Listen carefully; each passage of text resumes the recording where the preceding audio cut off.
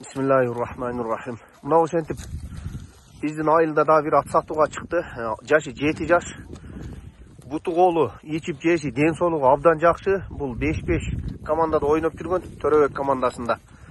Каракулжа районунда Төрөбек деген командада ойноп жүргөн.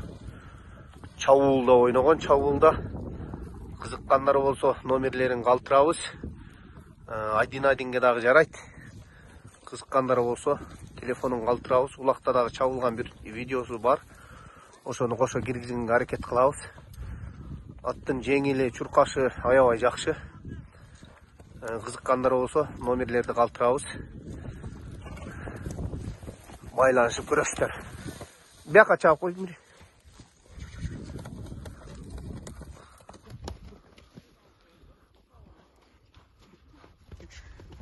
Жылоосу дагы абдан жакшы.